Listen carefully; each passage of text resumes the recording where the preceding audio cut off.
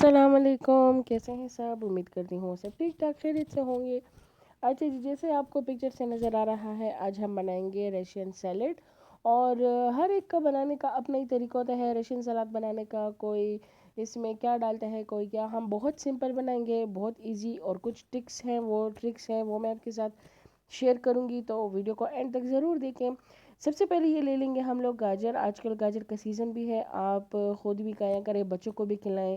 Juice भी इसके बना के ज़रूर पिएं। और जो आई साइड के लिए भी बहुत अच्छा है, आपकी स्किन के लिए भी बहुत अच्छा है। तो सीज़न है, ज़रूर इससे फ़ायदा उठाएं।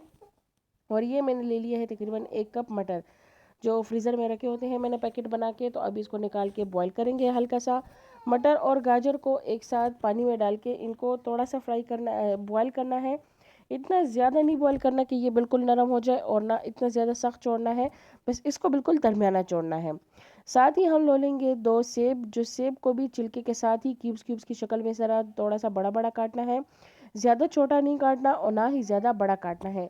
यहाँ पे मटर और गाजर बॉयल हो रहे हैं और प्याज कट गए, सेब कट गए हैं।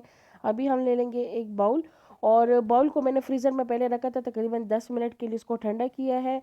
और जो मैं क्रीम डालूंगी वो और मायोनीज़, इन दोनों को भी फ्रिज से ठंडा निकालना है, या आप बनाने से तकरीबन 10-15 मिनट पहले इसको भी फ्रीज़र में अच्छी तरह से ठंडा कर लें। जितना ये ठंडा होगा उतना ही ज़्यादा अच्छा बनेगा, और उतनी ही इसकी जो टेस्ट है वो भी अच्छा होगा। और ये पानी पानी नहीं होगा, बिल्कुल मतलब गाढ़ा होगा, टाइट होगा, गिरेगा नहीं। इसमें हम डालेंगे क्रीम, और मायोनीज़ में हम डालेंगे ग्राइंडेड शुगर, जो हमारे पास होती है वो डालेंगे। ये देखिए ज़रा, हमने आइसिंग शुगर डाल दी है। हम लोग साबित नहीं डालेंगे, आइसिंग डालेंगे वो इसलिए ताकि वो इसमें शीरा ना बन जाए, पानी ना छोड़ दे। अगर आपके रशियन सैलेड में पानी होगा तो वो उस तरह अच्छा नहीं लगेगा, वो बिल्कुल पानी पानी की तरह उसका वो टेस्ट भी होगा, और शक्ल भी उसकी अच्छी नहीं होगी। इसलिए आपने कोशिश करनी है कि आपने इसमें आइसिंग शुगर डालनी है। इसको अच्छी तरह से पेंट लेना है, और इसमें तकरीबन 1 टीस्पून मैं डाल दूंगी ब्लैक पेपर। हनी हम नहीं डालेंगे, शहद हम नहीं डालेंगे, सिर्फ आइसिंग शुगर डालनी है। उसी से हम लोगों ने इसको मीठा करना है, और इसको अच्छी तरह से हम लोगों ने ब्लैक पेपर में मिक्स करनी है। ये थोड़ी सी मैंने डाल दी किशमिश, और साथ ही मैंने डाल दिए हैं सेब। और इसी के ऊपर मैं जल्दी से डाल दूंगी 2 बनाना इसमें काट के। वो अलग से नहीं रखने, ना सेब को ज़्यादा देर छोड़ना है, ना केले को छोड़ना है, क्योंकि वो फिर कलर चेंज कर देता है, ब्लैक की तरफ चले जाते हैं। इसलिए इसको जल्दी जल्दी साथ साथ ही मिक्स करते जाना है। अच्छा, एक बड़ा मैंने इसमें डाल दिया है अनार। अनार भी माशाल्लाह बहुत ज़बरदस्त आए हैं, सीज़न है इनका भी। तो आप कोशिश करें कि जो बंदा अफोर्ड कर सकता है वो ज़रूर लें, खाएं, बच्चों को भी खिलाएं, खुद भी खाएं। और ये देखिए, इसको अच्छी तरह से मिक्स कर लेंगे हम सारा। और फिर एंड में हम लोगों ने जो मटर और गाजर को बॉईल किया था, इनको अच्छी तरह से स्ट्रेन कर लेना है, ताकि इसका सारा पानी बिल्कुल अच्छी तरह से निकल जाए और ये बिल्कुल ड्राई फॉर्म में आ जाए, बिल्कुल ड्राई हो जाए। फिर ये सारी चीज़ें हम अच्छी तरह से मिक्स कर लेंगे। ज़्यादातर लोग इसमें मैक्रोनीस भी डालते हैं बॉईल करके, चिकन भी डालते हैं, मतलब डिफरेंट रशियन सैलड्स हैं, लेकिन मैंने इस तरह बनाया है जो बहुत ज़्यादा टेस्टी था और बहुत ज़बरदस्त था। बस आपके पास घर में जो जो फ्रूट्स अवेलेबल हैं आप वो डाल दें, जो जो सब्ज़ी है आप वो डाल दें। और क्रीम और मायोनीज़ अपने हिसाब से डालें, अगर आपको ज़्यादा पसंद है ज़्यादा डालें, कम पसंद है कम डालें। लेकिन मैंने जिस तरह बनाया तो मैं आपके साथ उसकी रेसिपी शेयर कर रही हूँ। मैंने 1-1 कप ये सारी चीज़ें डाली थी। ये देखिए, इसको अच्छी तरह से अभी मिक्स कर लेंगे। और फिर एंड में मेरे पास पाइनएप्पल टिन में थोड़ा सा पाइनएप्पल पड़ा हुआ था, मैंने वो भी डाल दिया।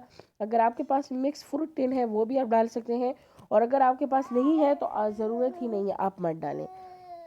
लेकिन पाइनएप्पल टिन से भी जब आप ये निकालेंगे तो इसको भी अच्छी तरह से ड्राई कर लें। इसको वो पानी के साथ नहीं डालना, अच्छी तरह से इसको ड्राई करके अभी हम इसको अच्छी तरह से मिक्स करेंगे। ये देखिए ज़रा मिक्स हो गया है, और इसको अच्छी तरह से फ्रीज़र में चिल करेंगे, ठंडा करेंगे। जितना ये ठंडा होगा उतना ही ये टेस्टी होगा।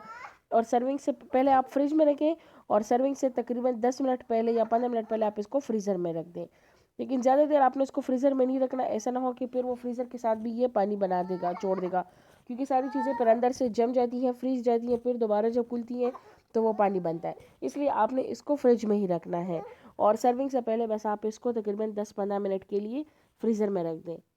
ये देखिए, इसको अच्छी तरह से गार्निश कर लें जिस तरह आपकी अपनी मर्ज़ी है। मैंने इसको सलाद पत्ते के साथ गार्निश किया है, बाकी जिस तरह आपको जैसे पसंद हो आप अपनी मर्ज़ी से अपने हिसाब से कर सकते हैं।